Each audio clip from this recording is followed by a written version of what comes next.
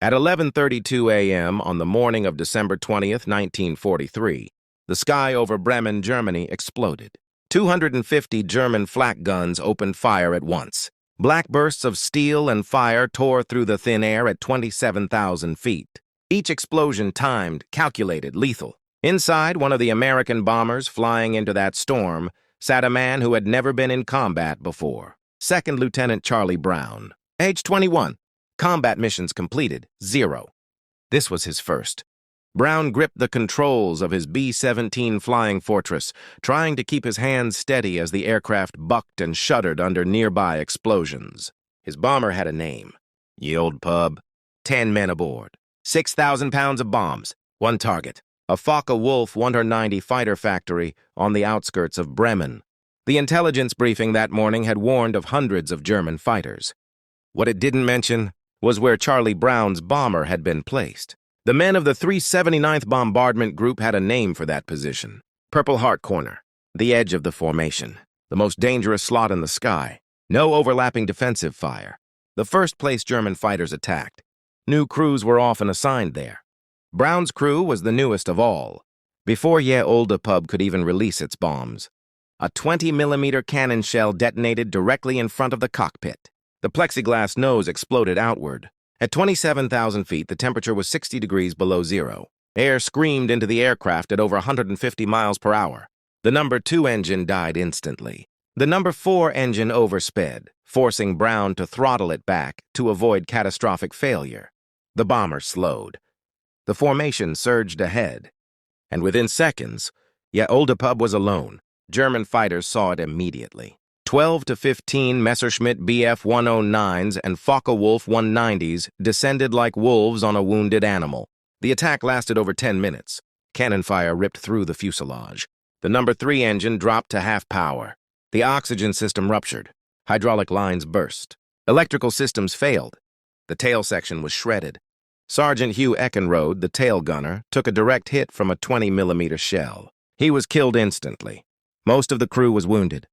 Charlie Brown felt a bullet fragment tear into his right shoulder. The extreme cold froze the oil in the machine guns. Of the 11 defensive guns on the B-17, only 3 still worked. Then the oxygen ran out. At 27,000 feet, the human brain cannot function without oxygen. Brown's vision narrowed.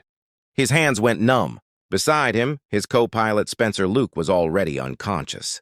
Brown's final thought before everything went black. This is how my crew dies. On our first mission, Ye Olde Pub dropped from the sky. From 27,000 feet into an uncontrolled dive. Airspeed screamed past 300 miles per hour. The airframe shook violently. At any second, the wings could shear off. Then, at roughly 1,000 feet above the ground, Charlie Brown came back. The thicker air gave him just enough oxygen to wake up. He grabbed the controls, pulled back with everything he had. The bomber leveled out just above the treetops of northern Germany. Brown looked around the cockpit. Blood everywhere.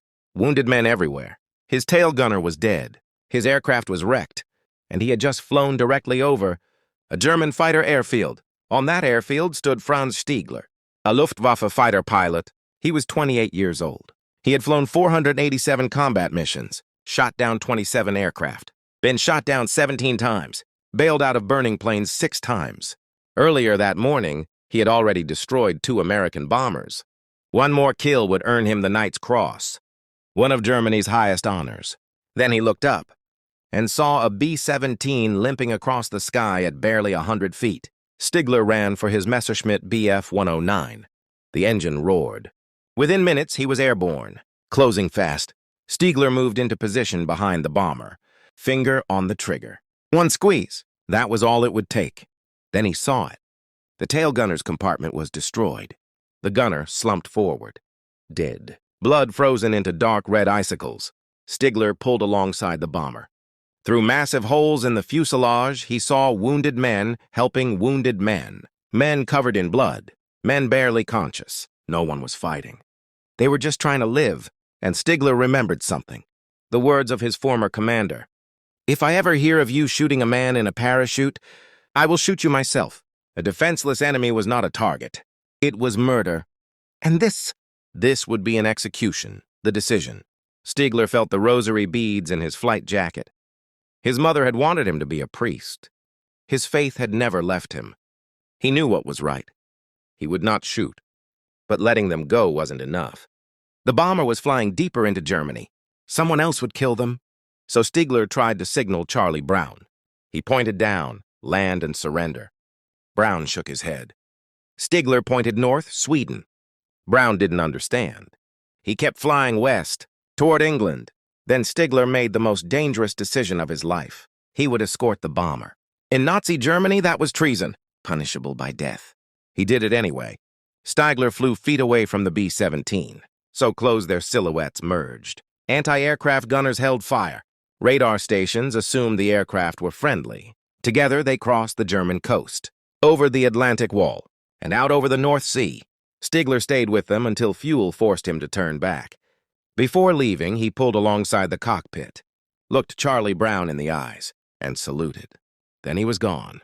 Brown still had 250 miles to fly, over freezing water. With failing engines, 1 man dead, 6 wounded. No heat, no radio. The North Sea would kill them in minutes. For nearly 2 hours, the bomber limped west. Finally, England.